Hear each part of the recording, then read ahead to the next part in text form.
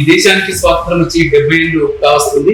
ఈ దేశంలో ఇంకా ఎస్సీల పట్ల ఉరివేక్ష కొనసాగుతున్నదా, అదేవిధంగా అంతరంతరం అమలు అవుతున్నదా, ఇవన్నీ విషయాలతోటి మనం మాట్లాడడానికి మన ముందు తెలంగాణ ఎస్సీ కమిషన్ చైర్మన్ గారు బక్కి వెంకటయ్య గారు ఉన్నారు. ఇప్పటికి కూడా 79 సంవత్సరాల తర్వాత కూడా కులాంతర వివాదాలు జరిగితే హత్యలు జరుగుతూ ఉన్నాయి. ఈ రకంగా చిన్నసూపు చూస్తూనే ఉన్నారు. ఇలా హత్యలను ప్రోత్సహిస్తూ ఉన్నారు. జస్టిస్ పుణ్య కమిషన్ సిఫార్సు ప్రకారం ప్రతి నెల చివరిన బస్తీలలో, గ్రామాలలో పౌర హక్కుల దినోత్సవం జరపాలి. మీరు అన్ని జిల్లా అంటే ఇటువంటి పౌర హక్కుల దినోత్సవం జరపడానికి మీరు ఎటువంటి ఆదేశాలు ఇచ్చారు కలెక్టర్లకు తీసుకెళ్ళి? తక్షణమే 20 గంటల రామరెడ్డిని నలుగురు కానిస్టేబుల్ సస్పెండ్ చేయించాం. ఆ బ్రాహ్మణుని సస్పెండ్ చేయించినాం. మీరు మీ కమిషన్ కార్యాలయంలో ఎటువంటి విషయాలపైన విచారణ జరుపుతా ఉన్నారు? చాలా మంది కొంచెం అగ్రవర్ణాలు కావచ్చు, బీసీలు కావచ్చు, మా భూములు ఆక్రమిస్తూ ఉన్నారు. తప్పకుండా మేము పట్టాలకు అవకాశం ఇవ్వాలి పిఓటకు అని చెప్పి మేము రికమెండ్ చేసినాము. భారత రాజ్యాంగ నిర్మాత విద్య చాలా ముఖ్యమని చెప్పాడు బాబాసాహెబ్ అంబేద్కర్ గారు.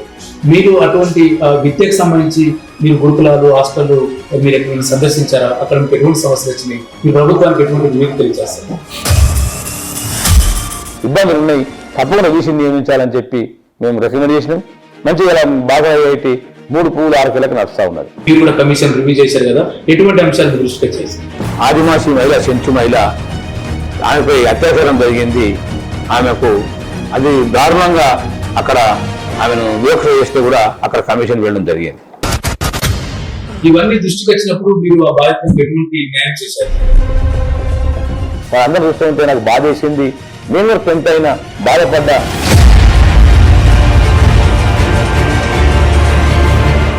బాధితులకు ఎస్ఎస్టీ కమిషన్ ఎట్లా రక్షణగా ఉంటుంది సార్?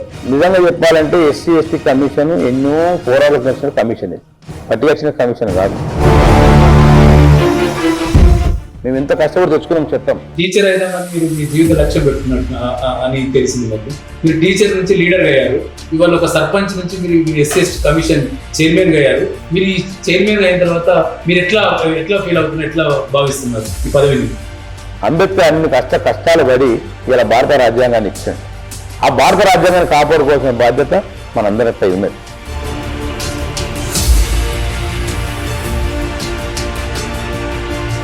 తెలంగాణ రాష్ట్ర ఎస్సీ కమిషన్ చైర్మన్ బక్కి వెంకటయ్య గారి ఇది స్పెషల్ ఇంటర్వ్యూ.